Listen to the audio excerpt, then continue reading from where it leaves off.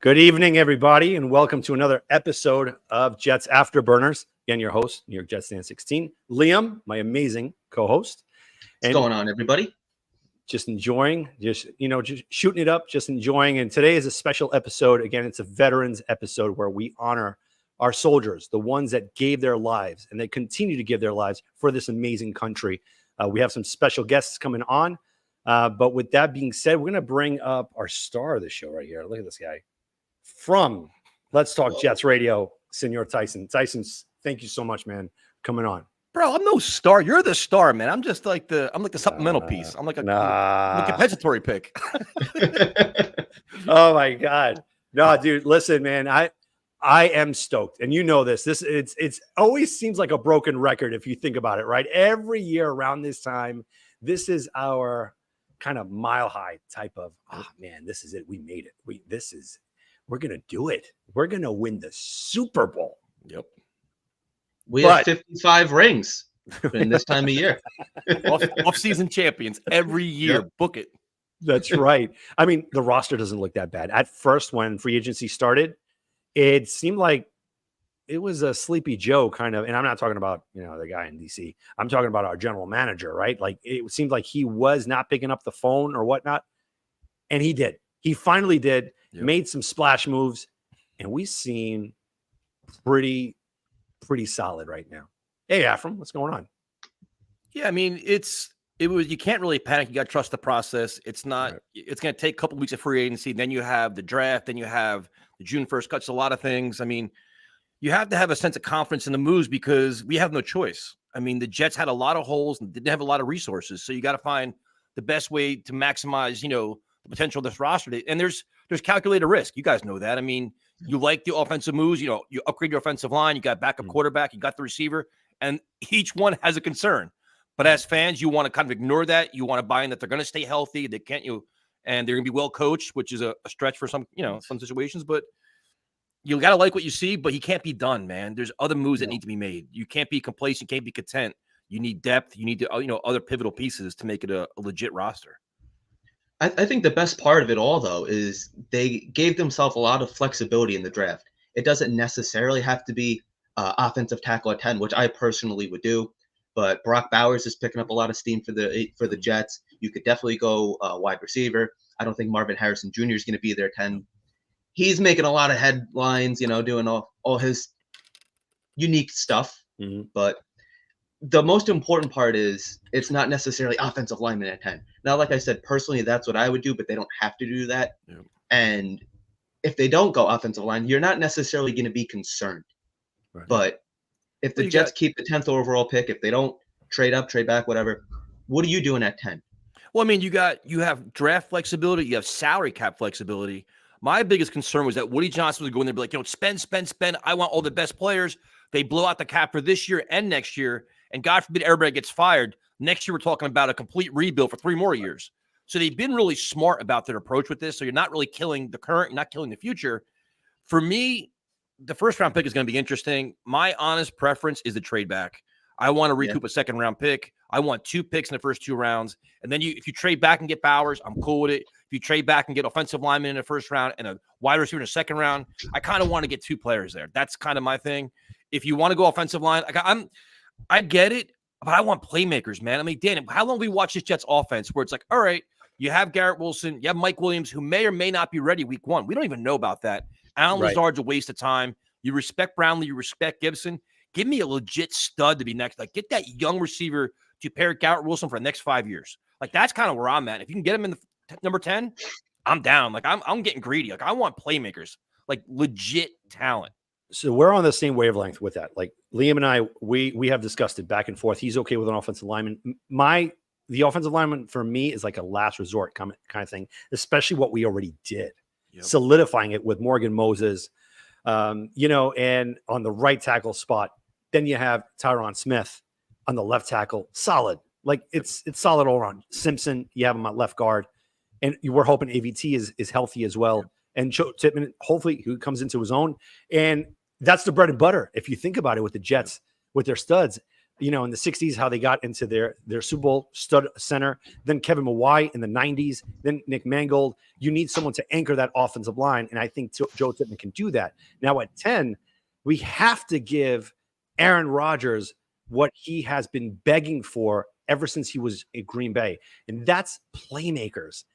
We're getting there. But like you alluded to, Tyson, we don't know when Mike Williams is going to be Exactly 100% solid, healthy, because I mean, Los Angeles still wanted him.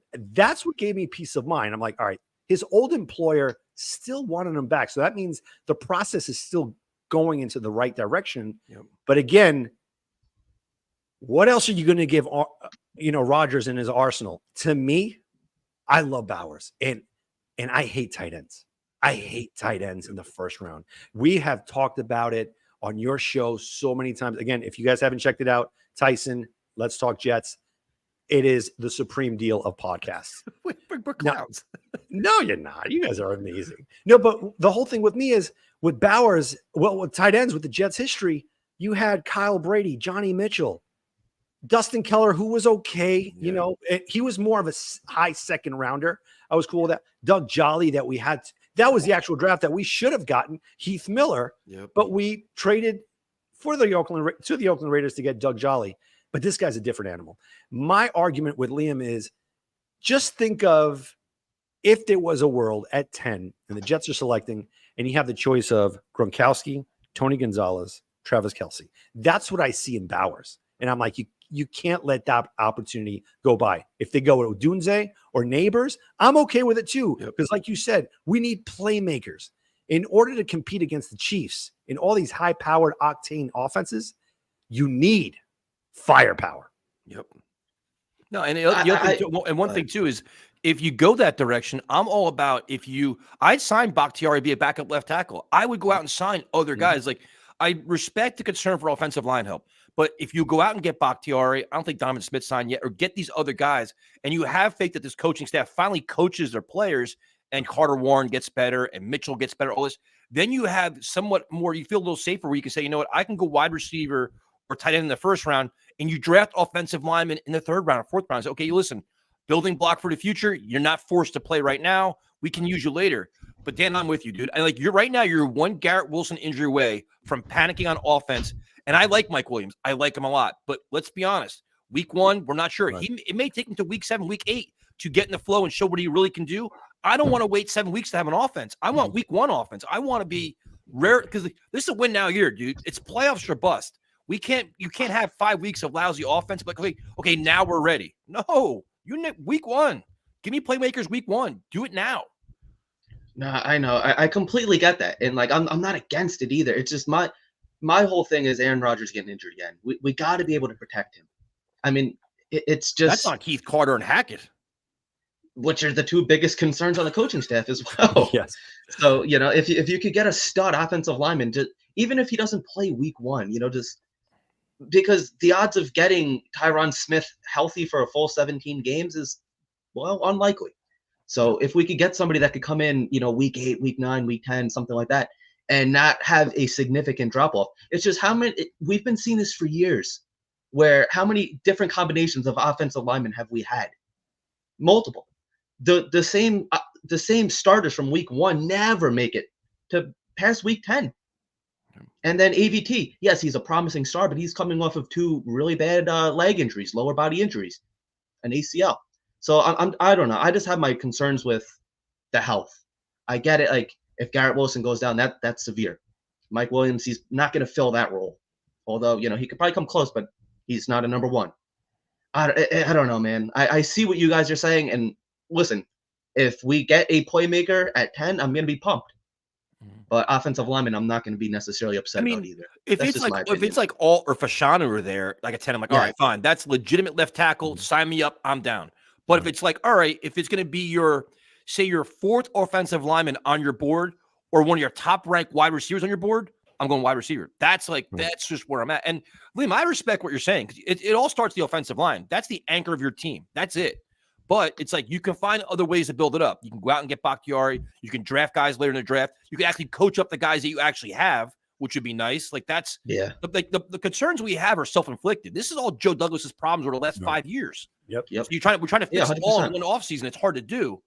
But, I just think if there's offensive line talent in the 4th round, you can get it there and go for the premium skill position guys early on. Just stack up pieces, man. Like load up this offense where it's like dynamic for a first time in forever. My big thing with the offensive line is that we finally have something that we haven't had in about probably, I'd say 6-7 years. And that's the ability to have cohesion. Going into minicamp, you have your 5 starters. And correct me if I'm wrong, I think Tyron Smith will be ready for that time period. Then training camp, those 5 big boys are going to be there. Hopefully, yes. Right? Because didn't the Morgan Moses surgery kind of surprise you a little bit? This whole pec injury thing, where it's like, wait a minute, all right, I had no idea. You just had your surgery, and how long is recovery time for that? Like, that's where you're like, all right, love the trade, love the player, love the value, but will you be ready for training camp, or is it like last year when your starting 5 isn't together playing to the last week of training camp or that's the last thing you want, dude. Again. Yeah. You don't want to Dwayne Brown it all over again. 100%. That was a killer last year, man. I mean, week 1, you knew it was eerie. Like, when I love Vinny, man. Vinny Testaverde goes in there for like a coin toss, and I'm like, there's that bad juju right there, man. And I'm I love the guy. One of the best memories I've ever had going to a game was that 98 AFC divisional game against the Jaguars. Me too. Where, dude, out of this world. And it just felt like we were going to be world champs. Mm-hmm. And heading into the 99 season, I want to ask your opinion on this because I'm really interested. Last year's Achilles tear with Rodgers doesn't even remotely compare to the 99 Vinny tear. To me, like last year's, damn it. I mean, what could have been? Because we really don't know what Rodgers is with the Jets. Yep. But Vinny, he showed you with a legitimate, like, coaches around him that knew exactly how to game plan, and the playmakers around him with Corbett, Keyshawn, Martin. And it deflated me. And that's one thing I will always hold against Parcells is not putting Ray Lucas on there and he was stubborn with putting Rick Meyer in there because that's the guy that he really wanted to draft number 1 overall in the 93 draft over Drew Bledsoe. He wanted that guy as opposed to, I don't know, man. I don't know if you're going to agree with me. Had Ray Lucas taken over, we still would have not skipped a beat and won that Super Bowl. Well, they finished the season. They were 2-6 at one point. They ended up 8-8, and they were playing at a ridiculously high level. And they lost like 2 games they should never have lost. But the difference is the coaching staff, man. That coaching staff with Parcells was loaded. They were loaded on both sides of the ball. I mean, they were just primed for Super Bowl. Like that's like this year we're trying to talk Super Bowl and try to convince ourselves like if this. In 99 there was no ifs. It's like they're going to because they already showed us in 98 they could do it. Like they've already proven that. Where Salah's proven nothing, Rodgers has proven nothing with the Jets, Douglas has proven nothing. Like, so it's like apples and oranges for me, man. Yeah, they all have a lot to prove. And now, what is your take on everybody? You go on Twitter, everybody's saying Aaron Rodgers is a distraction. Like, what is your take on that? The team loves him. How's he a distraction? What happens in the offseason, nobody cares about. You know who cares about it? YouTubers, Twitter, people that are on Twitter all day long. Like, who cares? Do you think these players honestly they don't care? They're on vacation, they're hanging out. They don't care. They love Rodgers, dude. What matters is when they report to OTAs, when they go to training camp, when the season starts, because they know the player that he is, they know the leader that he is. And keep in mind, this team was falling apart when he wasn't here. He had to come back from California when he's rehabbing to get everybody back in order from fighting on the sidelines. Because there's no leadership in that. When Rodgers was gone, there was no leadership. He was the leader. He had to reel everybody back in. So I don't think the distractions mean anything. They're good for the media and everybody else, but this team doesn't care, dude. He's their guy. Yeah, they just got to stay focused. That's really the big thing. I feel really confident about this season. I really do. And like I'm so hesitant to say that, but it's more like last year I was like really pumping up my chest because the last time this team tasted any bit of success, I was in 5th grade, 6th grade. Yep. So, being like an adult now, I'm like, all right, this is cool. I'm not used to this, but I think definitely cautiously optimistic is the way I'm going this year. I don't want to say too much. I'm not saying Super Bowl. That seems to be like the new big thing. You sign an offensive lineman or you get like a decent player, Super Bowl. I'm like, let's reel back in a little bit. But you know, it is because everybody wants the hot take, man. Everybody wants Mm. the retweet. They want the post. They Right. want this. They want the views. I think, if anything, last year was a really good lesson learned for all of them. Especially, even Sauce Gardner said it about the Hard Knocks, where it was, you know what, that was kind of a distraction. Like they were all feeling how good they were about themselves. They were all overconfident, this, that. Then they got smacked in the face endlessly all season long by not only the teams, but by the fans, the media. So they got humbled a lot. So that could be the only positive out of all this mess, where they come back this year just angry and pissed off. Like, we are tired of this, man.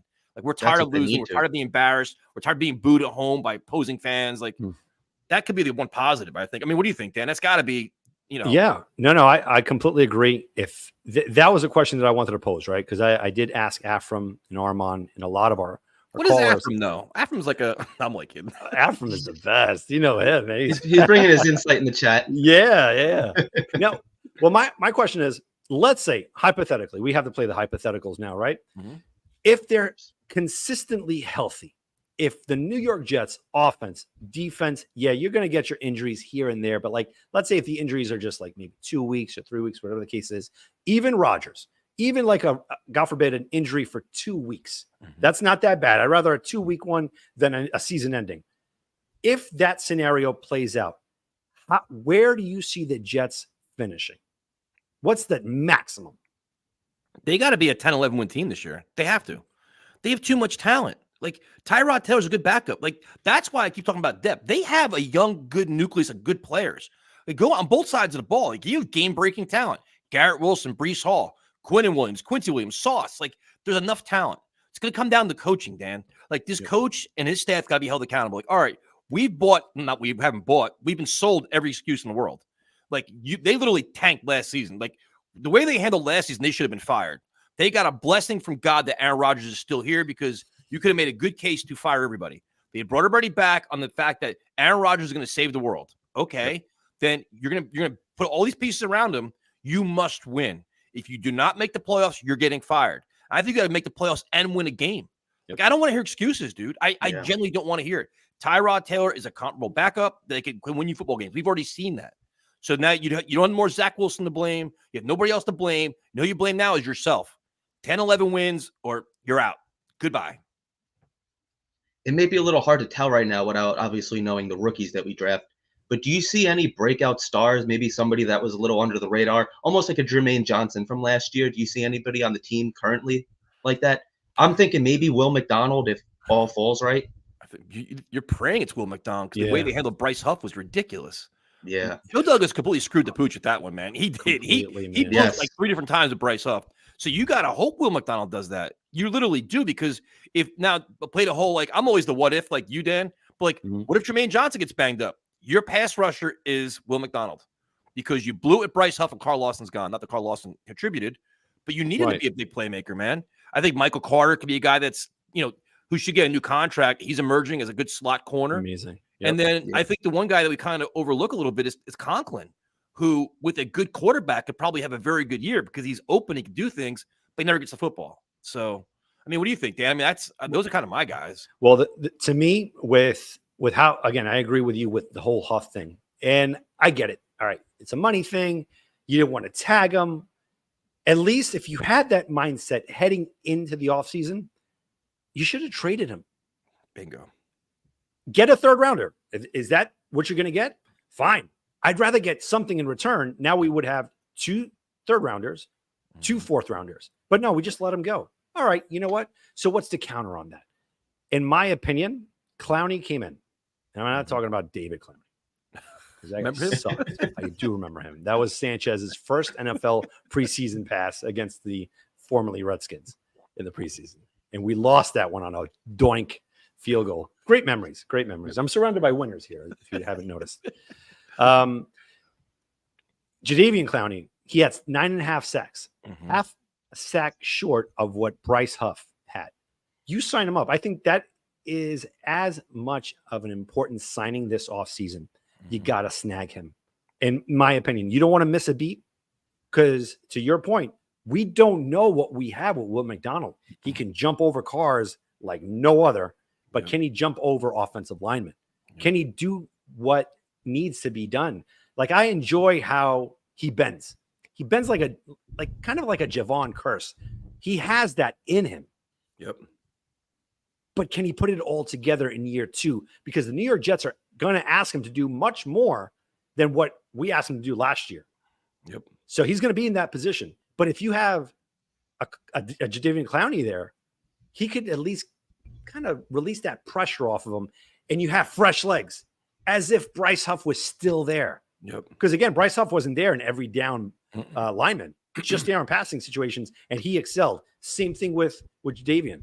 That's exactly what you want on the field. You don't want to miss a step. You still want to be a top 3, top 5 defense, and that's where I want to segue. It's our bread and butter, our defense. Yep. Last year, they got a lot of flack, and a lot of people they forgot that a defense just can't do it by themselves. It only happened twice in the history of the NFL, 85 Bears and the 2000 Ravens. Yep. That's it. Yeah. You're asking the Jets last year to be that with, what's his name again? That quarterback from Connecticut that threw more interceptions than touchdowns, and somehow he became an NFL quarterback. What? I mean, neck boils? Come on, man. Like, I'm done with that. That's why I like that they went and they got Tyrod Taylor, man. We're serious. We're serious now. Definitely. But the defense, the one thing is, though, you got to replace, you lost Al Woods, you lost Quentin Jefferson, you lost Huff. So the one thing about Clowney is your run defense. He helps there as well, though. The Kinlaw thing is interesting, whatever. I mean, you want to have some kind of faith in Ulbrich and Solid to offset the loss of some of these guys. But Clowney helps you there, man. That's the one thing is they got to be able to stop the run. They can rush the passer, hopefully still without Bryce Huff, but you got to be consistent, man, because now it's like you're hoping that your offense can, like, control the ball, control the clock, hand it off the defense. Okay, listen, just get it stopped. We win this game. You want to get in those spots, you know? Well, that's another reason why losing Huff was so big. It's you don't want to start getting thin at the defense now. The big strength of our team. We got Solomon Thomas back today. Obviously, that's decent. He's a good player. Yeah, not bad. But you got Kinlaw, but considering where he was drafted, that's considered a first-round bust if we're looking at it that way. But you need closers, man. Like we just watched the playoffs. With the playoff game on the line, you want fast pass rushers off the edge to disrupt the passing game. That's what you need. Look at the Chiefs, what they did. They blitzed the living hell out of you, and they come from every different angle. You got to be relentless. You lost one of those guys. Now you got to replace one of those guys, or you got to get creative and start blitzing. Sal doesn't like to blitz. He likes to stay more conservative. My front four can beat you. Can they still do that? That's, Dan, to your point, like you want to keep that same level of play, but you have to adjust it now a little bit with different players. And we're missing Jordan Whitehead. Again, we're missing there are some viable safeties out there, but we're kind of cash strapped right now in order to get to that second level of maybe acquiring a post June 1 cut is possibly restructuring Quinnen's deal. And Armand gave me a good tidbit, which I had no idea. You can't restructure a newly signed player until the year hits. So if it was, let's say, April 1st of 2023, you can't do anything to that contract until that 1 year period hits. Okay. I had no idea. I'm always the last to know. Yep. I didn't know that either. That's a good one. I had no idea. Yeah. But if you're looking at the defense, there is quite a few holes on the defensive line. Ashton Davis isn't back yet. We're missing a safety, which I think I think that this is the year that he could come up. I think that this is the year that he could play safety and maybe we get something out of him. I mean, we have Chuck Clark coming back from injury. That's another concern. Yep. I like Chuck Clark as the player. You just don't know what he's going to be coming off of this injury. And like you said, this is supposed to be an all-in year where we're surrounding Rodgers with protection and talent. You don't want to have to start creating holes on the defense when you don't have to, which that really pisses me off about the whole Huff thing to begin with. Could have just re-signed him.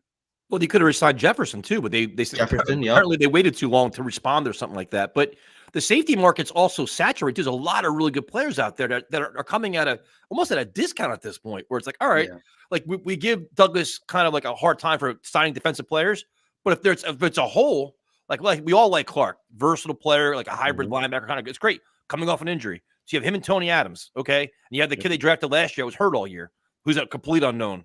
I wouldn't mind bringing Ashton Davis back. I'm surprised Justin Hardy's not back, but Add pieces, man. If you're Yeah, getting Artie good too. value, He's add pieces, and you make your defense as strong as your offense is. That's Joe Douglas's job. What about Simmons? I think I he's love Simmons, dude. oh my good God. too. Like I extend something. Just throw something out there. Try it out. I just feel like there are so many players that are willing to restructure that are on the team because they don't want to go through that turmoil that occurred last year. That it was a circus. Again, we should be used to it as Jet fans, Right. but not them. You have such a young nucleus. You know, you got your Brees Hall, your Sauce, your Garrett Wilson, Jermaine Johnson, all these young kids that all they want to do is just win and build their wealth as well. Obviously, it's a business. And you're couple it with veterans that come from winning institutions, especially this year with the pieces that we added on, like a Morgan Moses. Case in point, dude goes to Baltimore. He's like, holy smokes. This is what it is. This is what it is to block for a Pro Bowl quarterback. And the games mean something deep into January. Like, when's the last time that we spoke about that? When? 2010. It's long overdue. And I think these young kids, that's why you hear them voice their opinions. And, you know, Brees Hall, Garrett Wilson after games, emojis after, you know, during the season as well. They're pissed off. That's where I place so much blame on Woody Johnson, especially after the owners meeting, which Liam nailed it last week. He said it. All right, so you have Zach Wilson out there. You want to trade him. But because you have a bonehead owner who at the owners meeting said, yeah, last year we didn't have a backup quarterback. What are you doing? Yeah, killed his trade value 100%. Dude, Joe Douglas is trying to work here. Just remember, keep in mind, he got a 5th for Blake Cashman. Where he wasn't Blake Cashman then. He's actually good now. He's very good now. It's amazing what happens when you leave the Jets. With Frankie Louvu. Oh my goodness. Another guy. Oh my goodness. It's out of this world. No, you're right though. But that whole thing is a mess. But you know, you can extend DJ Reed, keep him here for another couple of years. I mean, he's a great player. He's been a solid free agent. Like, there's a lot of creative ways to create cap space. I mean, and all I keep hearing is the Jets can't do this. The Jets can't do this. Look at the Philadelphia Eagles, man. Joe Douglas came from there. They're doing all kinds of moves. The Rams. If you want to add players, you can add players. Win now year. You don't have to sell your soul, but you can do it though. So I'm with you, man. Find a way. Keep plugging away. But dude, Simmons there's some really good safety still out there right now. It's the only way, man. We have the players out there. And I think Joe Douglas, he knows he's on a hot seat. He knows it. Saleh knows it as well. He has no idea about next year. This is it. If you don't produce this year, I honestly feel if it blows up this year, they're tearing it down. With or without Aaron Rodgers. You have to. It's a done deal. You can't go into 2025 with coming off of a 5-11, 6-11 season. You can't do that. Well, so right now, I think he's gonna go all out. But they have to. But you know, it's like there's like easy moves. Like right now, like I think you need somebody behind Brees Hall. I love Brees Hall. I mean, I hate the way they handled the Patriot game. They gave him all those carries and whatever else. But like, you know what? Bring in a legitimate backup running back behind him, not to take his carries away, but your short yardage guy, give him a spell. Like, you know, you have all these guys out there. Bring in a good running back, and not like you're not offending him. It's just we want to stockpile talent. He gets banged up, next man up. Love Izzy. Izzy isn't the guy. He's too small. He fumble. He does all kinds of crazy stuff. You want a legitimate NFL running back behind Brees, and that to me is a must. Like, I don't want to draft somebody. You want somebody who's been there, done that, right? These are common sense moves for me. Kareem Hunt. Do you have somebody specific in mind? Anybody. Kareem Hunt. You have Ezekiel Elliott, Cordell Patterson, Cam Akers. There's all kinds of guys out of there. I mean, I missed the last day of transaction. Damian Harris, another one. But like, go out and get it done. Like, I don't want to wait till the draft. And they're not. Running backs aren't expensive right now. No, they're not. Yeah, they definitely need somebody. I mean, like, you don't want to go down like the same hole that they went down last year. It wasn't bad last year. I mean, we started off the season with 5 running backs. We're down to 2. You know, unbelievable. It's crazy. Unreal. And like, I get it. Like Michael Carter, like he was like running his mouth. So, oh yeah, we're gonna show him. You know, they sent him to Arizona, and nothing spectacular, but. And then the whole Dalvin Cook thing that really blew up in our face. But yeah, no, you definitely you need a backup. you need a veteran, like you had said too. You need somebody that's been there, done that, that maybe can teach Izzy. I don't know. I agree with you, Tyson. I think he is way too small. I do have a lot of concerns about him, but you're definitely going to need another guy. Just before we go into our next segment, with the whole Dalvin Cook thing, I think it did blow up in our face because Aaron Rodgers wasn't there. I think if he was there, we would have seen what he would have brought to the table. Honestly, I would have thought maybe he would bring probably 600-700 yards with a healthy Aaron Rodgers, opening up the offense. But now when you just kind of throw that major piece out the window and you have Zach Wilson, Tim Boyles, Trevor Siemian, it closes everything up. And it dissolved. It dissolved because of the quarterback. But can we just be honest? The play calling was horrific. Oh, like Hackett was terrible last year. Dan, I can have 12 beers and a couple of shots of Casamigos, and I can call the plays watching the game. Yes. Like, dude, I know what the plays are. And you saw the incompetence. You saw the offensive line look confused so many times. Well, they didn't even know who to block. And when Mekhi Becton or Dwayne Brown was getting roasted, they never even gave him help. Like, yep, sucks to be you right now. Sorry, Micah Parsons is going to have a field day. Sucks to be him. He's going to get roasted. Like, the play calling was horrific. So as bad as Zach was and Boyle and everybody else, they did him no favors, man. And that's the one thing you hope Rodgers can overcome all of that, because I have zero faith in the staff whatsoever that they can really coach up this offensive line, scheme well, and find things open. I think Rodgers is going to probably take over the playbook and audible like crazy. 100%. Right? Without a doubt. Yeah, completely. Now, again, we're going to kind of move and shift gears here. Something extremely important. What's that? You got me all angry now. I did. Perfect. Got you right where I want you. Now, what we're going to be doing here, I'm going to place this here. Tyson does something amazing every year. He does charity work. Again, to raise money for mental health awareness for our fallen heroes.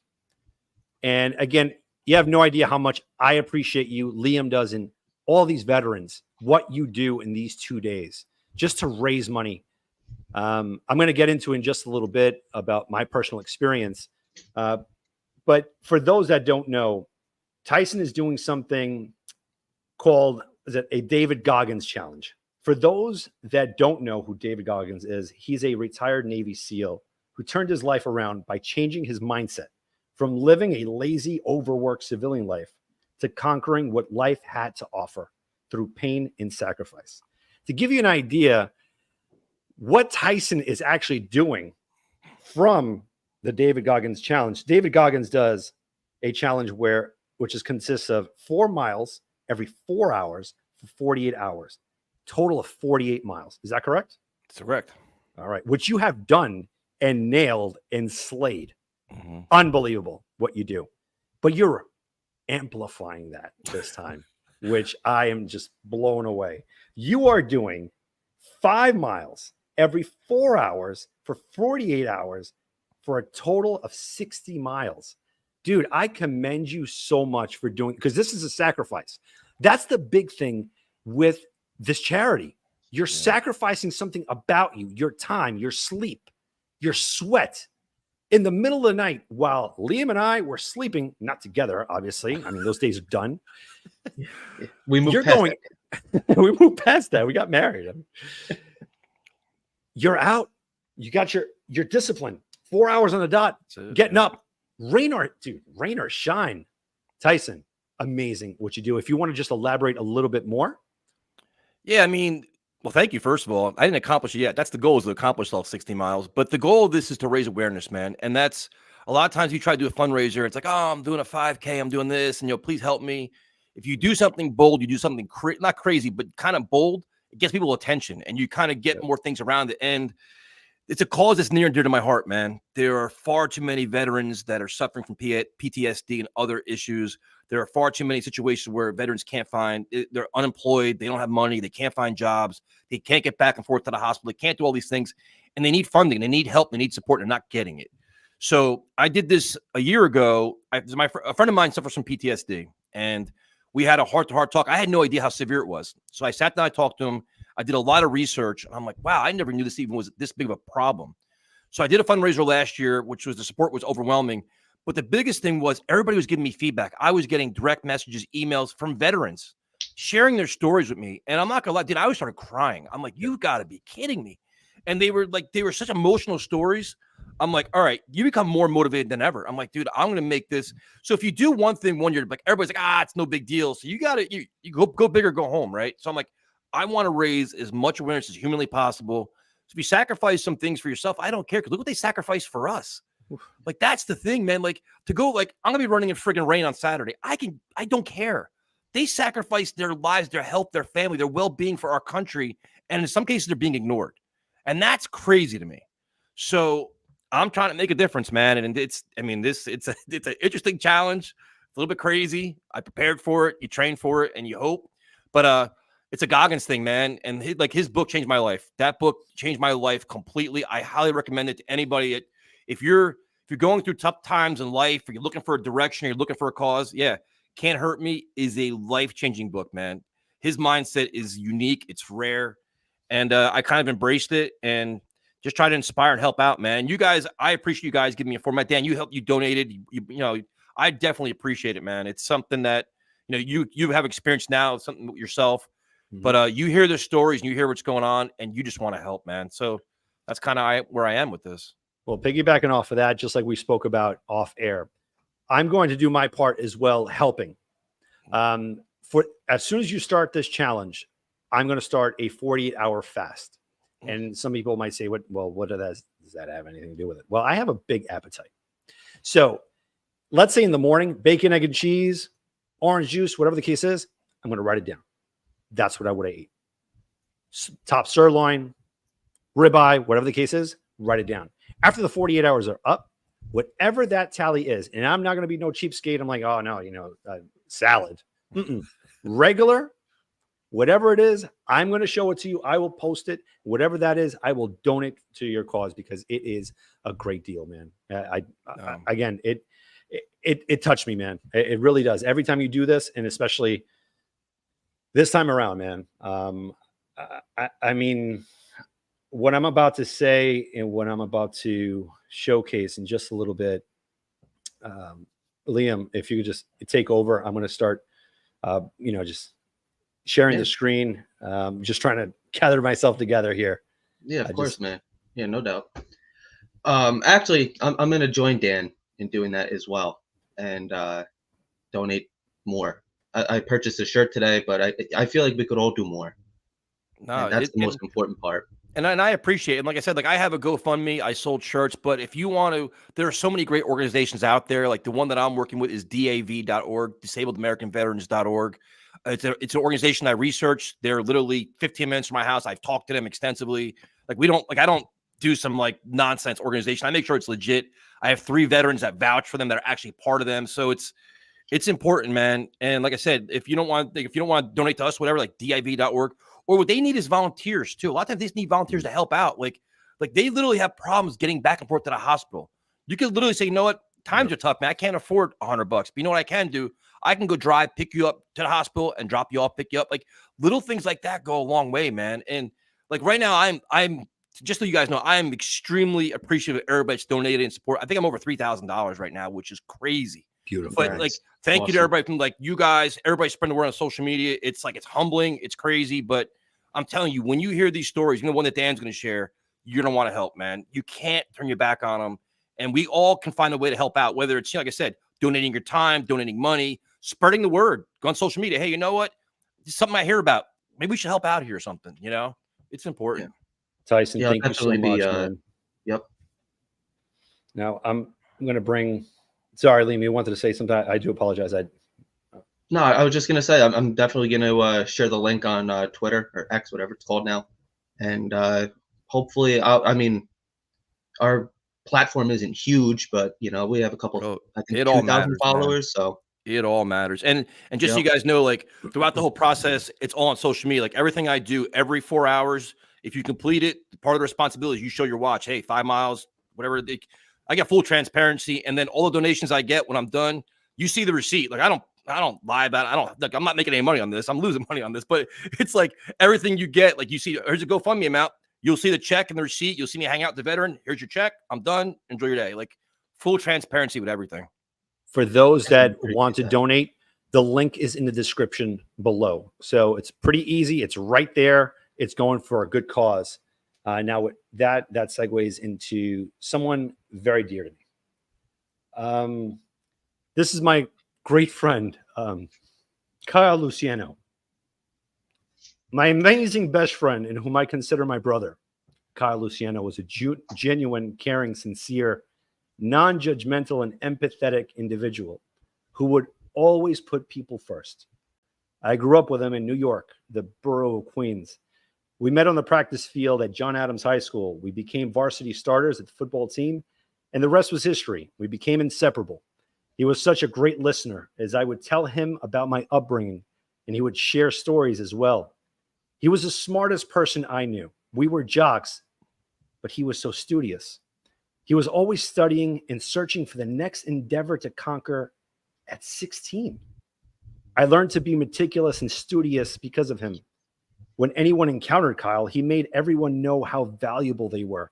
They immediately understood their self-worth. He lit up the room with a smile and left you wanting more because his positivity, eagerness to allow everyone to live up to their true potential. Kyle always followed this train of thought. Look at a man the way he is, and he only becomes worse. But look at him as if he were what he could be, then he becomes what he should be.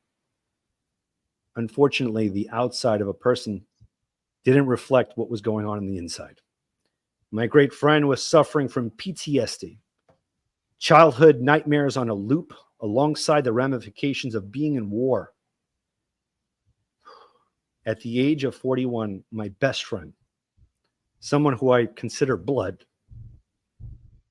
unfortunately took his own life on March 12th, 2024. You see, mental health awareness is very real.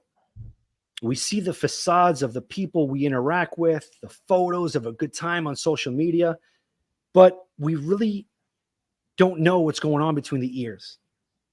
Only the individual living in the first person view truly knows. I and the family keep asking, what could have I done more to prevent this? Why didn't he reach out for help? Why did this happen? There are many unsolvable questions. Though, as a devout Christian, I know God is always with us.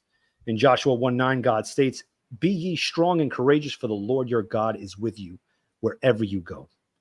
My boy was a leader to his caring friends. Kyle was an amazing son to his wisdom-filled father. Kyle was an extraordinary brother to his loving sister, and Kyle was an incredible husband to his virtuous wife. Time heals all wounds. Though when Kyle's family sees the scars left behind, they will see the abundant amount of support that has helped them. There is goodness in people. I know it very well. Why do you ask? Because my great friend, my brother, Kyle Luciano, taught me that a long time ago at 16 years old. So, Kyle, I salute you. You're always with me. You're gone, but you're never forgotten, man. I love you, brother, forever. Well done. So, there. thank you, man. Thank you for sharing. Of course. Now, with that being said, we have veterans here in the background who we want to ask questions. We want to know so much, and we want to also give them this platform to just to talk, just to let us know what's going on, and maybe to ask us questions too. I mean, we really don't have much to discuss. We don't have much insight. Yeah, like Don Maynard, Wayne Corbett. We're not talking about winning. No, definitely not. So with that, I'm going to bring up my good friend Ryan, who I grew up with. He was in the Air Force. Ryan, welcome to the show, brother.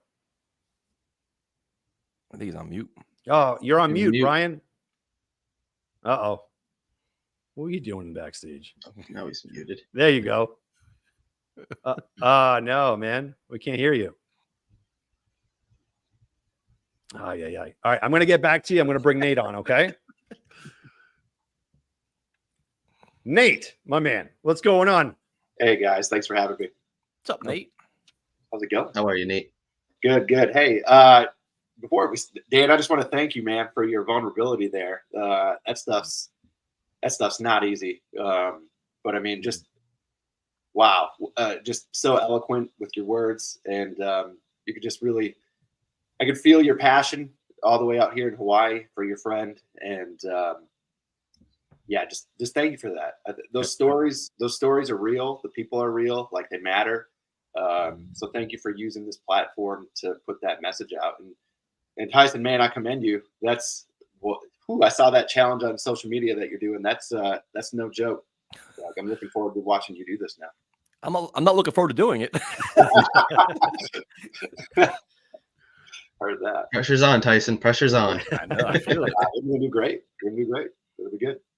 Nate, I guess, Nate, I got a question for you though. Like, and that's something that doing this challenge, I've learned a lot about. Well, first of all, thank you for your service, but I've learned so much about, what the soldiers go through while they're serving, and then after the fact.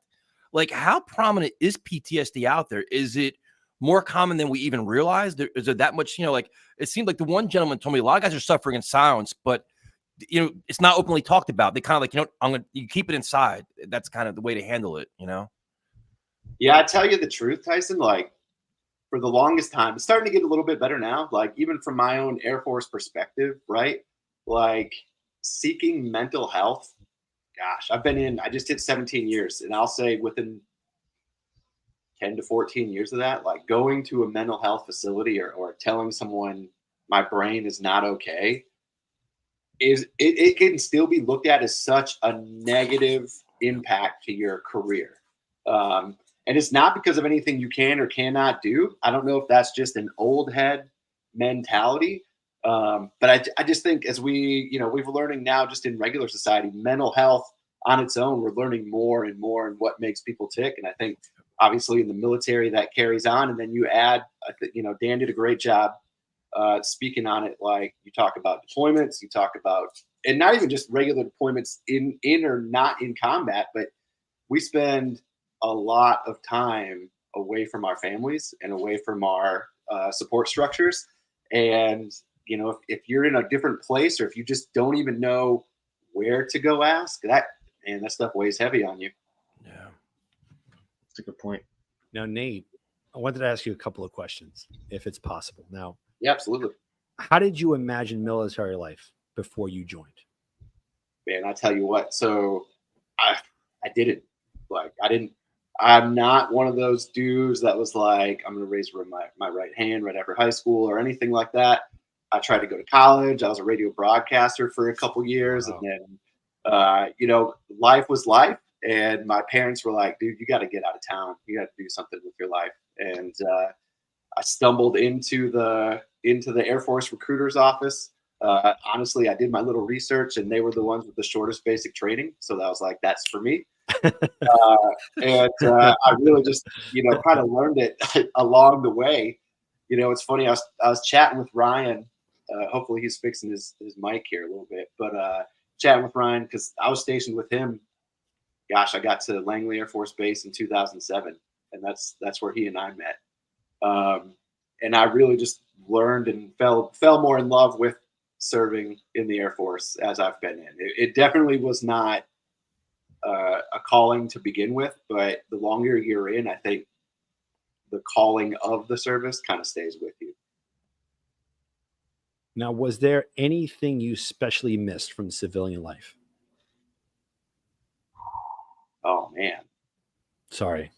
No, it's just that's a great question. That's a really good question. Yeah, I think a lot of us joke about different activities I think we could take part in, but that's for down the road. But I mean, really, what it goes down to, at least for me, is shoot. So I'm originally from Minnesota.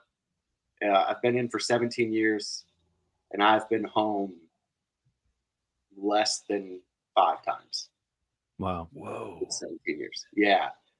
And that's just, and my career is not, it's not a very unique career, to where I'm off doing different squirrely special type stuff. It's just, I would consider it a very basic career. But, my family, my immediate family, my wife and kids and my family back home have not seen me for a long time. Yeah. I joke around. It's kind of just one of those like dark jokes. I joke with people Like a couple years ago, I got an 18-year-old stepdaughter and about to be 14-year-old son. And I want to say that as of 2 years ago, probably, I have now been home for more than half their birthdays. Oof. So That's a tough one, man. That's tough. yeah, that's crazy. You know, it's a crazy stat to think about. But Nate, when I'm sorry, I bet though when you're there, you make it so memorable. I do just my best. Do my best, man. Yeah. Kids know, man. I got 2 of my own, and watching them grow, right? And you see You're right. the glimmer of their eyes, and you went every movement that you do, you become a role model, even if you're away. Yeah. I'm at work the majority of my time. Yeah. I come home and, Dad, what'd you do at work today? So I'm bringing that and I'm showcasing them the discipline that it takes to get up in the morning, to work out at 5 a.m, Oh, yeah. to make breakfast, to make sure that I treat my wife with respect at all times, never bad-mouthing family. And the kids see that. Oh, yeah. And sometimes, I see them at the end of the day. The whole day goes by. And that's why I think you're making that impact with them. And believe it or not, deep down inside, you're an amazing role model. I mean, above all, dude. So I respect you with that. And I'm sure your kids do as well. Yeah. I mean, I think so. I mean, just in conversations, like, and I'm sure you got, if you got kids and you just have regular conversation with them, like kids are kids, but they'll, in their new words or whatever they're doing, they let you know. Well, I think the evolution of technology probably helps you too, where you have like FaceTime and you have more resources now than in the past, which kind of, it's like, even though you're away, you're not really away, but you can still have those conversations. That probably helps you a little bit, right? Oh, immensely. Just, I mean, think in the last 17 years, how much the technology has changed. Like, I saw my son be born on Skype. And then now, like, my last appointment in 2019, like you said, I was FaceTiming every other day because, would have probably been more times of a difference to the main factor. That's amazing. Just the compassion, showcasing that. Just the Skype, Zoom, whatever it is, just to be there in their lives. It means such a huge impact. Now, Nate, I'm going to see if Ryan is ready to go. And technical difficulties. Yeah, I mean, come on, no more mime talk. Ryan, are you good? Come on, man. What are we doing here? Ryan, use your phone. Use your phone. We need to have stories. He has great stories. You guys bring on the one Giants fan. I know. Usually the Jet fans always screw things up. Ryan, we're going to bring you right back. You give me a thumbs up. All right, Ryan? The look of disappointment on his face. Yeah, he looks happy. He's been waiting for this for the longest. He has so many great stories. And I'm like, man, I got to get you on. He's the one that linked me up with Nate. Nate, you got to give me a story with you and Ryan, man. Got to be a great story. That'll be backstage stories. Ryan and I Ryan and I have those classic young dude barracks stories.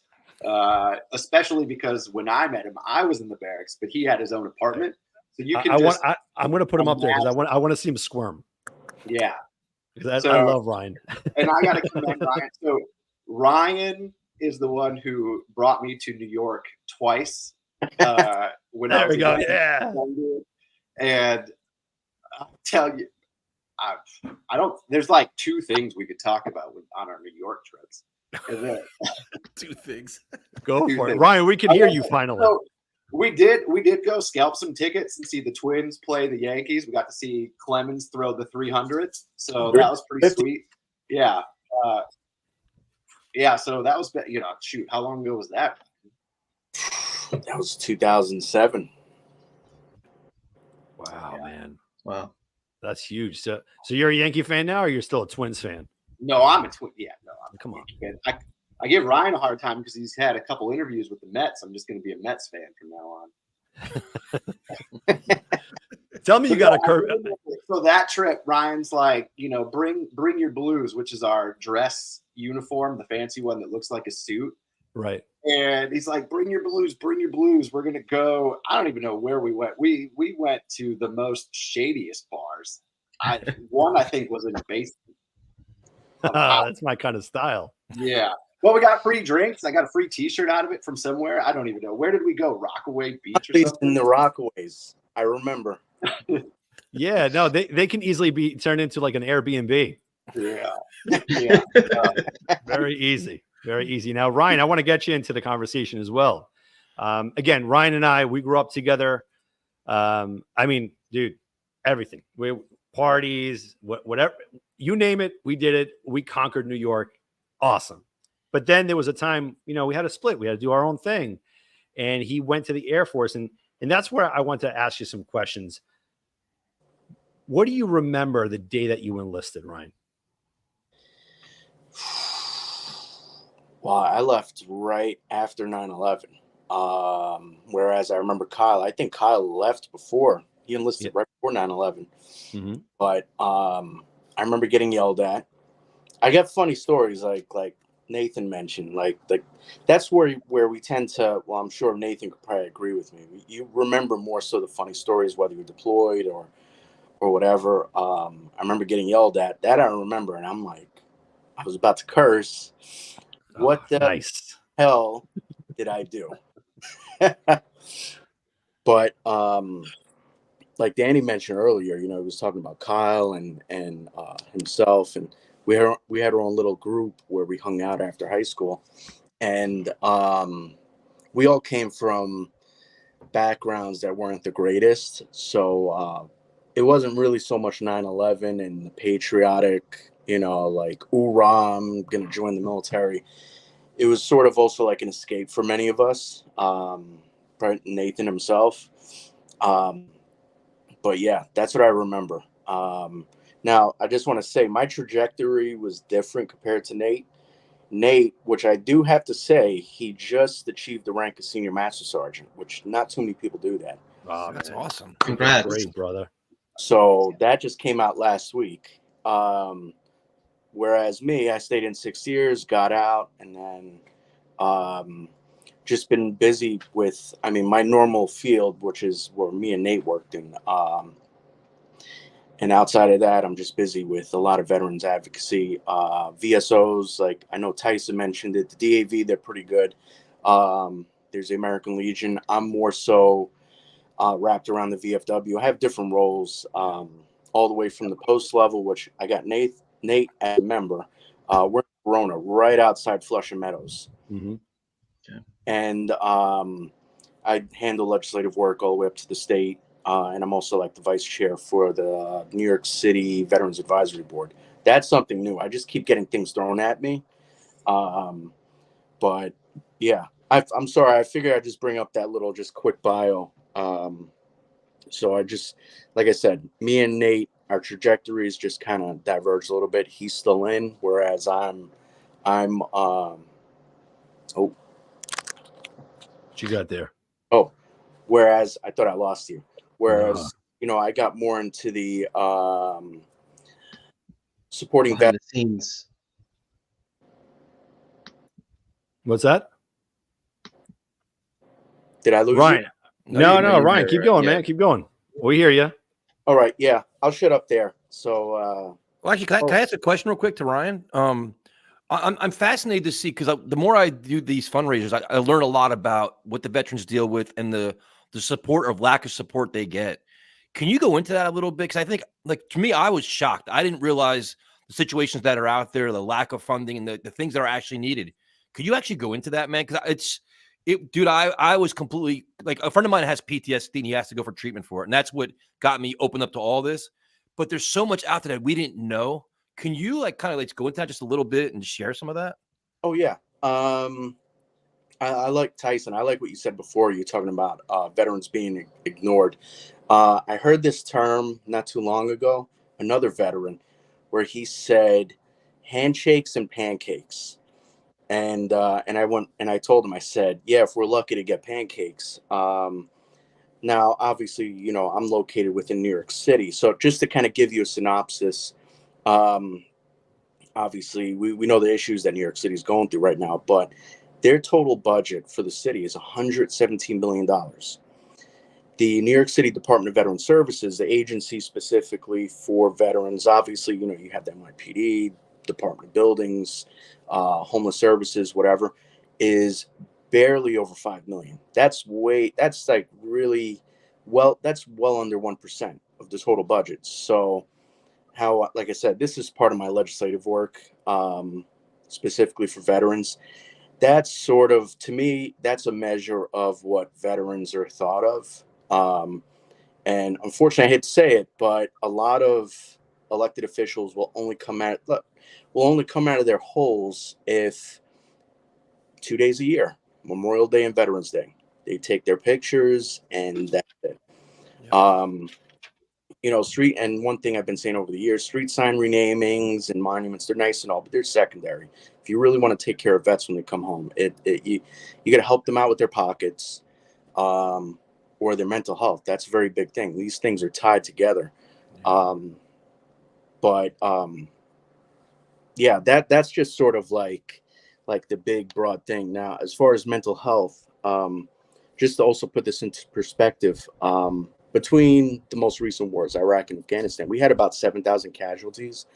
And I remember I was at a Memorial Day ceremony recently. I think it was the district attorney for Queens, Melinda Katz.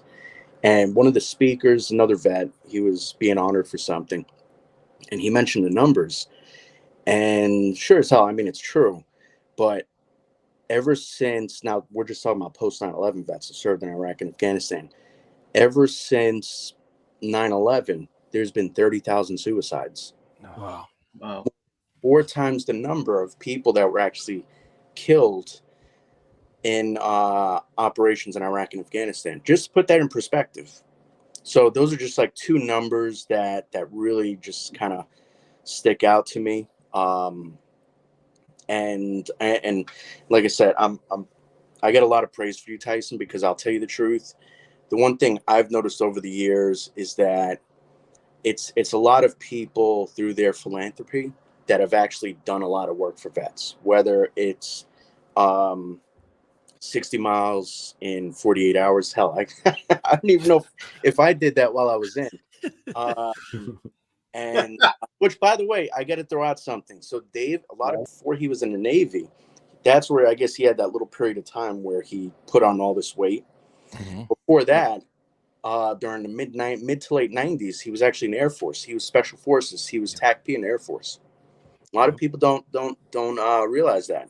So I got to say, because me and Nate were Air Force guys, but yeah, we don't get too much support. It's the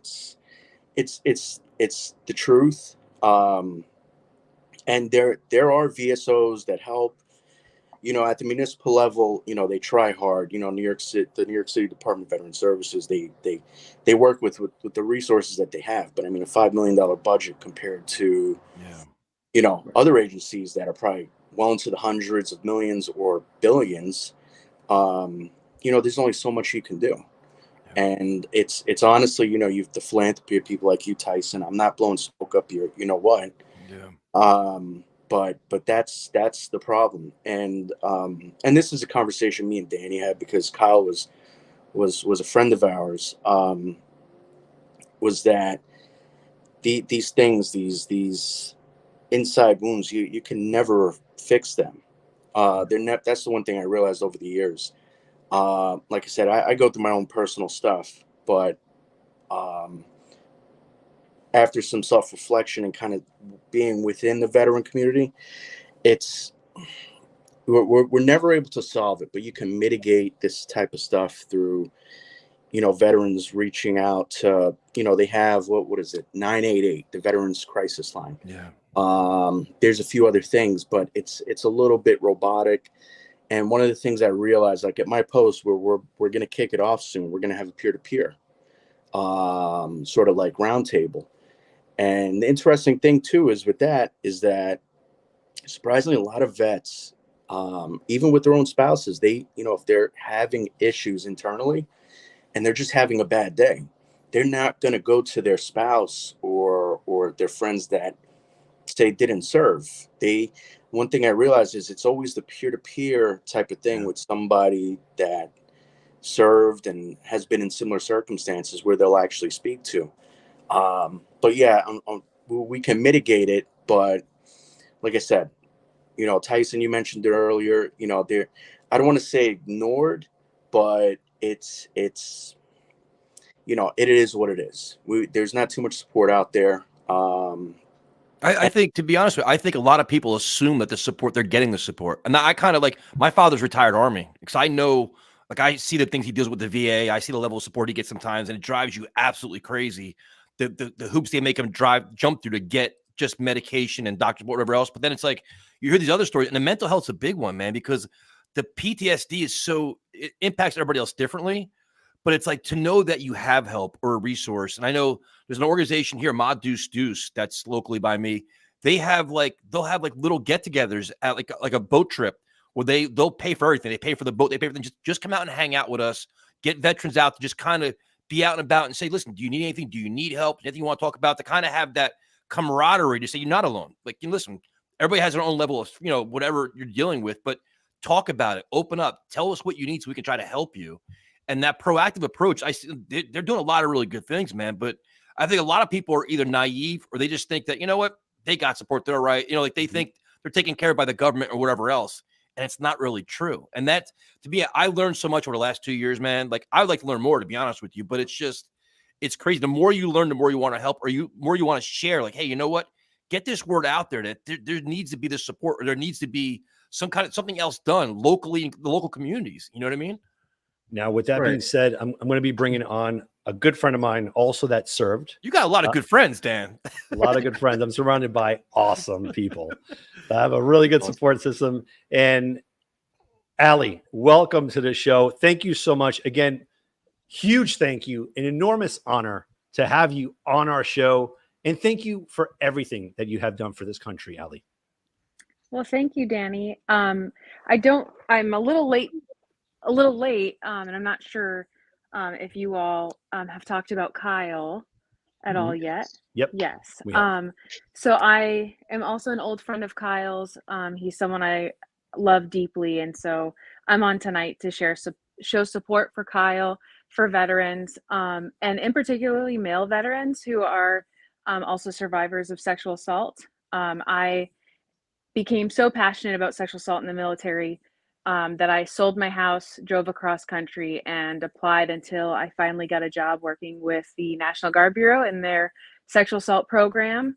And so I am going to continue to honor Kyle by continuing to speak out for male survivors, and hope that, as we're talking about mental health with veterans, that's another sensitive topic that really impacts people's lives. And so I thank you all for joining tonight as well. And thank you, Danny, for putting this together. Of course, our pleasure. And that's just one thing, again, that you don't really know the severity. So many people don't know what a struggle PTSD is. And it starts young too. It's not only when you are an adult or whatnot. It's like these horrible experiences on a reel.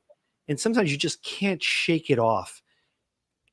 And that's where the help and the support, us civilians, have to come into play and help out the troops that come back, because they did a huge favor for us, risking their lives for us, for our freedom. And this is how we give back. It's okay to approach someone, to ask what's going on. All this bravado, I live in New York, don't say hi, good morning to me. Screw that. Say good morning to 10 people. That one person that says good morning back, they'll crack a smile. You'll make their day. And before you know it, one day after another, you get to know that person. Before you know it, that person served. And you're the catalyst to that life-changing moment. And to me, that's important to me, that empathy of one to another, of talking and sharing that passion of life. I think that's one of the most joyous things, that we can appreciate one another, especially the ones that served. What do you think, Nate? Yeah, Danny made a point, and No, Alex, is it okay if I say something? Sure, go right ahead, my man. Yeah, that's another thing about PTSD. A lot of people, there's a big misconception that it is just something that is combat based. Somebody that went through some sort of trauma, whether driving over an IED, being shot at, but it's more than that. Another thing, something else that's come up that's been big over the years that Ali sort of mentioned. It's a big thing too in the military is sexual trauma. Trauma. I mean, the PTSD can come in so many different forms. So yeah, that's another thing. Like I said, there's just a big misconception too about it. It's just understanding it and then looking at ways to mitigate it and help heal it in a sense. What Tyson was kind of mentioning earlier. Now, I want to bring up Gunny. Gunny, thank you so much, man, for coming on. Again, another war vet, man. Again, honors to you, brother. This Appreciate guy's a you, man. celebrity. Appreciate Hold you on guys for having me. Tyson's What's like, up, wait. Tyson? How you doing, What's Gunny? up, Liam? How y'all doing tonight? Good. Yourself? I'm good, man. Sorry I was late. Just jumped off the show. Wanted to get on here. I know you had sent me the invite, so I'm glad I didn't miss the show. So I'm glad I got a chance to come here. Tyson, man, bro, you're built different, bro. Like in all actuality, I appreciate you, man. What you're about to endure over the next couple of days, I know is no joke. So I definitely had to make sure I had an opportunity to jump on here and then chop it up with y'all. So thanks for having me. Absolutely. Now, I have a quick question for you, Gunny. Yeah. How did you tell your loved ones about your deployment? Like, I know that's like your first one. How do you go about that? Like, I think, just knowing that family, you're telling, look, I'm going to go to this respective military service. Right. But then when the real deal comes and you have to be deployed, what did you tell them? How did you break it to them? Yeah, man, look, I'll be honest. So my parents were not big on me joining the military. It was definitely a huge negative. So I don't have a family history of military service. I'm actually the only person in my family to have ever, well, until I got married, of course, to have ever joined a military branch. So when I joined the Marine Corps, my dad was significantly against it. My mother was. They wanted me to keep finishing getting my degree and going to do other things. But for me, I was fortunate.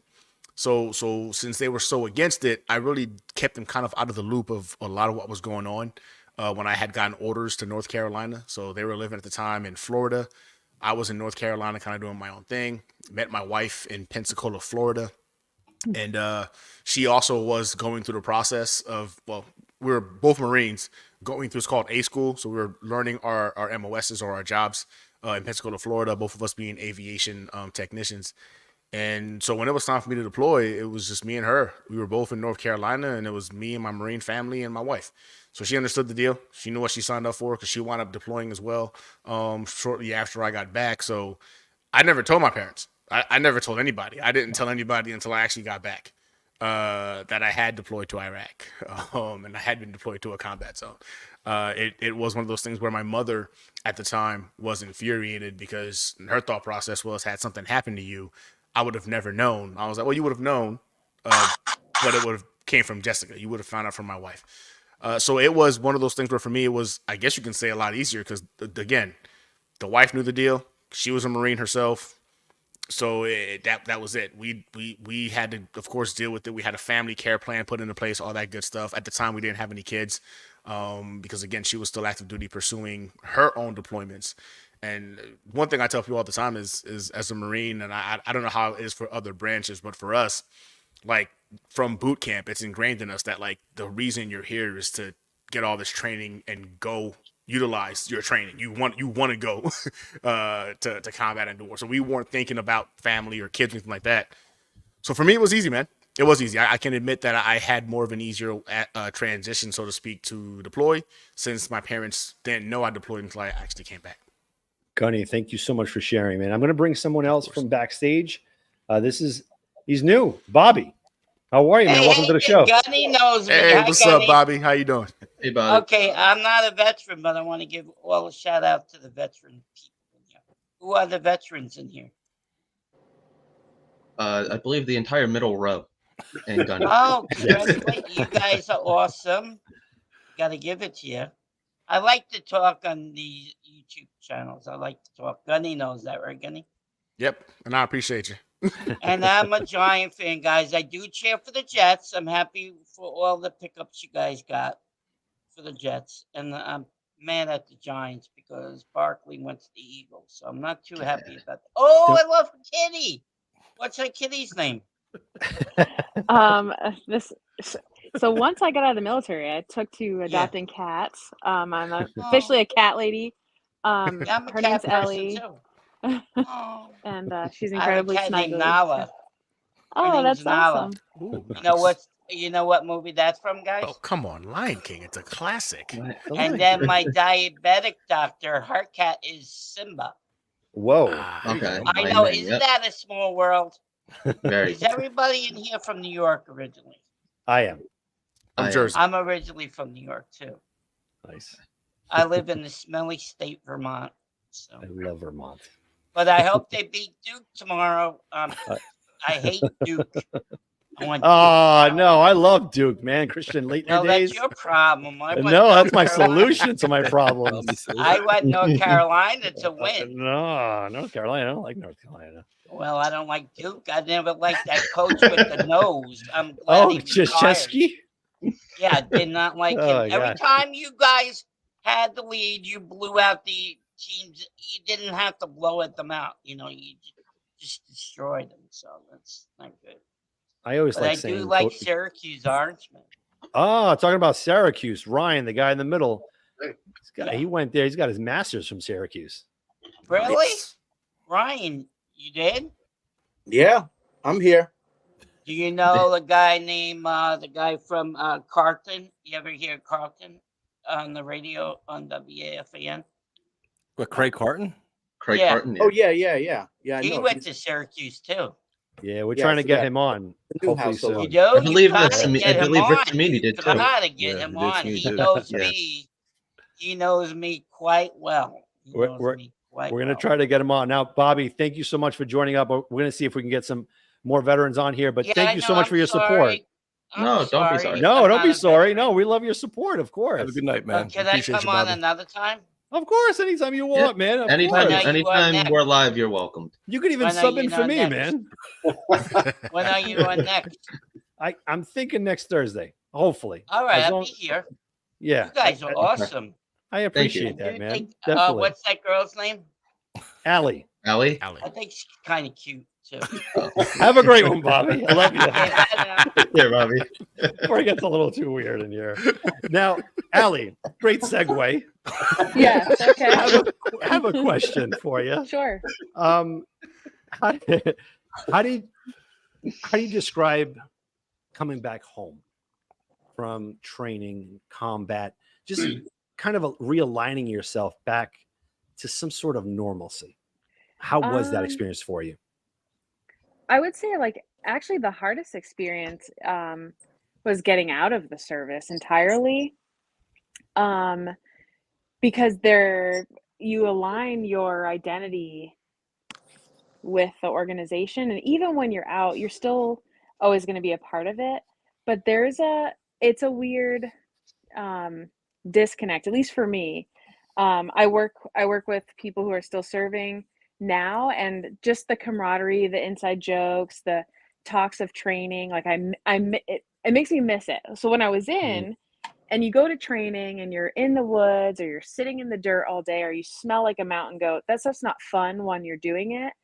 But now that I'm sitting at a desk and in office clothes, like, I'd give anything to, like, go smell the dirt and be with my buddies, doing the hard stuff. So yeah, I would say it's hard to be out and feel disconnected, because it is part of people who wear the uniform become part of your family. Even if you've never met them, like going somewhere in public and seeing someone in uniform, you already have a connection to them. And you already care about them. You don't even know who they are. So You bring up a great point, because I remember going to Maine. That's where you were with Kyle. So many great friends. Your hospitality was like no other. And it was like family. There was one day in particular, I think we all went out to like some field, and you guys wild. boxes, like briefcases, everything. And all of a sudden there's like amazing artillery ready to go shooting. Mhm. And I've never shot ever in my life. And here I am with a gun. I'm like, so what do I do with this? And they're like, put that thing down. What are you doing?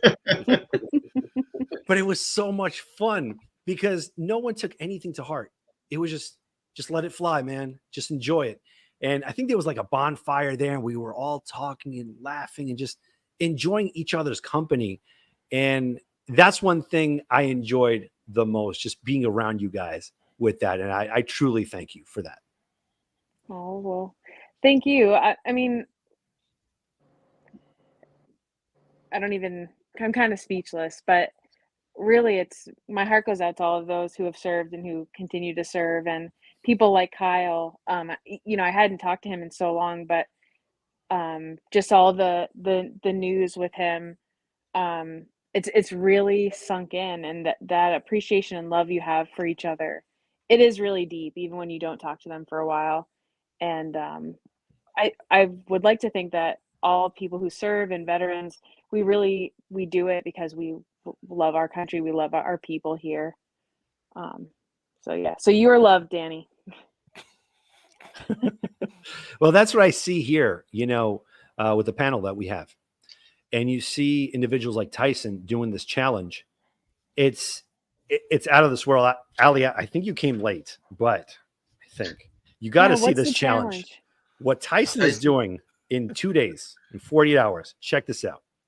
So he's putting David Goggins' challenge on blast. I don't know if you're familiar with David Goggins. Goggins does 4 miles every 4 hours for 48 hours, total 48 miles. This crazy dude, top right, as we're playing celebrity, what is that? With the boxes thing? Top right there, Squares, celebrity squares. He's doing 5 miles every 4 hours, 48 hours, 60 miles for his charity to help and support awesome. mental health awareness. He's amazing. Yes, Tyson, dude. We're speechless. Thank you for that. So do you have an organization? I'm sorry I'm late. Yeah, no, it's for a dav.org, but it's actually a local chapter like 10 minutes from where I live. So it started because a friend of mine had PTSD and he shared his stories, and I was shocked, but I didn't realize what happened and how, all these different things.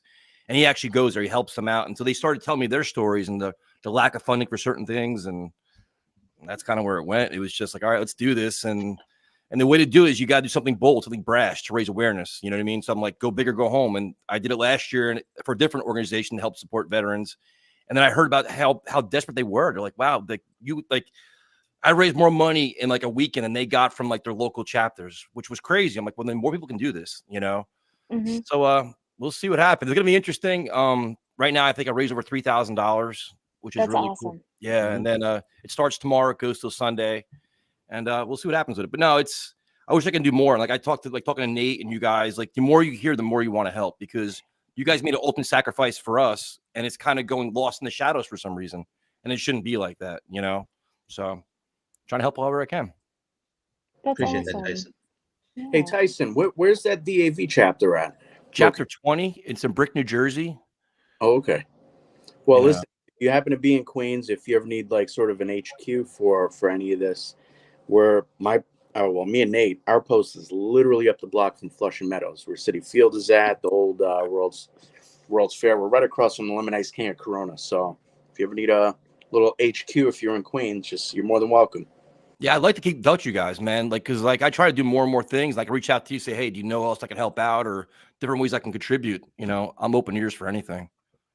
Now, as I said earlier today, again, just to contribute to your cause, if anyone's listening and if anyone wants to do this, again, obviously consult your doctor. I'm not a doctor, just in case you want to follow this here. As soon as Tyson starts the challenge, I'm going to start my 48-hour fast. Whatever I would have ate, I will jot it down. And at the end of 48 hours, again, I'm a big boy, I eat a lot, I will donate that amount. So Liam, you're in.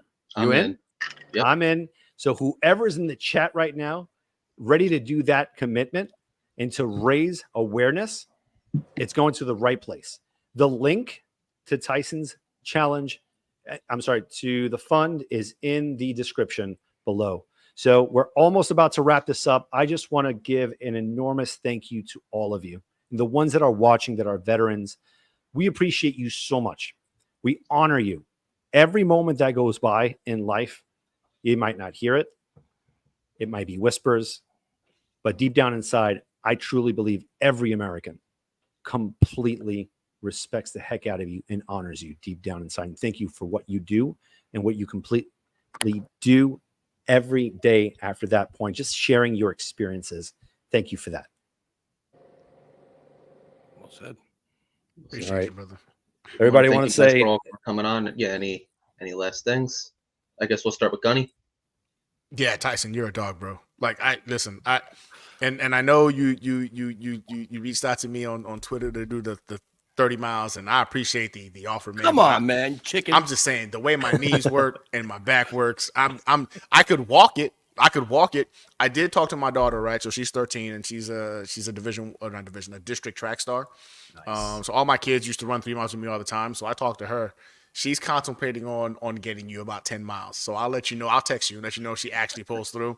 But she was just like, oh, that's awesome. And I was like, yeah, you should definitely contribute some miles. I think that would be nice if you did that. And she goes, how many should I do? And I'm like, at least 10. She's like, okay, I could probably do that this weekend. I'm like, good. So I'll go ahead and document those if she actually pulls it off. But yeah, Tyson, real talk, man. Again, I've talked to you personally, bro. Like, it's always crazy because individuals, you usually see people talk about, how they thank you for your service and they appreciate what we've done. Very rarely do you see somebody outside of the veteran like family do what you're about to do in order to go ahead and bring awareness to something that's really stigmatizing in the veteran community. So, hey, for me and my brothers and sisters, man, we appreciate you, dog. Like you're a real one. You're a rare one, legitimately built different, Tyson. Nothing but love, bro. I appreciate what you're doing. Nah, man. Listen, man. It's my pleasure. My father's he's retired Army, but don't thank me, man. This is thanking you for your service and try to help you guys out. Well, you guys do help us live our daily lives, man. So it's any way I can do to help raise awareness. It's just all I'm trying to do. You know what I mean? Excellent. Nate, I haven't heard from you for a while. So any final thoughts? I mean, Ryan just kept jumping in there. No, Yeah, Ryan. honestly, that's how Ryan and I talk anyway. I got to give him one last dig before we get out of here. No, honestly, guys, just thanks for having me. Tyson, I wish you the best of luck. Thank you. Don't wear your Aaron Rodgers jersey and your Achilles will be fine. And I'm just looking forward to it, man. Thanks for having me again. Appreciate it. Absolutely. Ryan, final thoughts? Same as Nate, Liam, Tyson, Dan, thank you. Tyson, good luck on this challenge. Thank you. Dan, I love you. And we'll talk. Love you, brother. And that's it. Thank you. Right. Allie, you're up. Thank you, Ryan. Echo what everyone else says. Thanks for having me. I'm really grateful to be a part of any organization or anything that speaks out for veterans and mental health. Tyson, I'm actually very intrigued by your organization. Remind me what you said the name of it was? It's DAV.org, Disabled American DAV. Veterans. Yeah. Okay. I'm going to look that up. I'm really big into volunteer service. And if you ever need some fundraising ideas, I have participated in a lot of board of directors. So I'm all about sharing the love and taking care of people and our veterans. So, and then I will say the last thing that I appreciate you, Danny, for inviting me and giving the opportunity and platform for people who know Kyle to also talk about Kyle. He's a beautiful person and human, and may we all just continue to honor his life by sharing his story and continuing to put love out into the world. I appreciate that. Liam, There's a comment here I want to pull up. Pat Ryan. Right here. Oh, is that the quarterback? No, I don't think so. He's a combat veteran. Oh, I'm sorry. No, it's okay. I hope it's okay. I don't know. Yeah. No, seriously, thank you, Pat. I mean, if you want to hop on for a couple minutes, don't feel pressured. If not, we completely understand. But come through. Absolutely. I'll put it out there. Again, I'm ready to go into the night with this here. If I have to be here at 1 o'clock till 1 o'clock in the morning, just to give you guys a platform, 100%. I'm with it because that's how much you guys mean to me. So I'm going to throw that out here. See, Pat, thank you so much for your PTSD, but I'm not a veteran. Some of these guys are. you're not alone. There's always help out there if you ever need it. If you ever want to hit us up, I mean, my DMs are always open. We don't know each other, but I will always listen. You're always welcomed on here. So thank you for your service. I'm going to throw this here. All right. So, yes, we're going to wrap it up. Again, thank you all for joining. And this has been, again, life-changing for me as well. Just leveling up every day. So I thank you all. Have a great night, everybody. Thank you. Thank you all.